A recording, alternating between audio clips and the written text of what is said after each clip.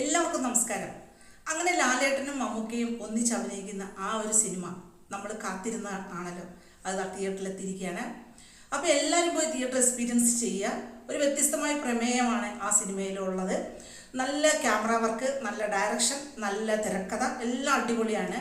പക്ഷേ ലാലേട്ടൻ ഫാൻസുകാർക്ക് ചെറിയൊരു വിഷമം ഉണ്ടാക്കും. സിനിമ തുടങ്ങുമ്പോൾ ഇൻ്റർവെല്ലിൽ വരെ ഒരു അനക്കം പോലും ഇല്ല, ഒരു ചലനം പോലും ഇല്ല, എല്ലാം സൈലൻ്റ് ആയിട്ടിരുന്ന തിയേറ്ററിൽ സിനിമ കണ്ടുകൊണ്ടിരുന്നത്. ഇൻ്റർവെല്ലിന് ശേഷം നമ്മുടെ ലാലേട്ടൻ്റെ രംഗപ്രവേശനത്തിന് ശേഷം പിന്നെ തിയേറ്റർ കൂവിയുള്ളിയും ബഹളമായിരുന്നു.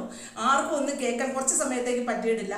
അത്രയ്ക്ക് ലാലേട്ടനെ എല്ലാവരും പ്രതീക്ഷിച്ചിരിക്കുകയായിരുന്നു ആ സിനിമയിൽ. നന്നായിട്ടുണ്ട്. എല്ലാവരും ഒന്നിനൊന്നിനും മെച്ചമായിട്ടുള്ള അഭിനയമാണ്. എല്ലാവരും പോയി തിയേറ്റർ എക്സ്പീരിയൻസ് ചെയ്യുക.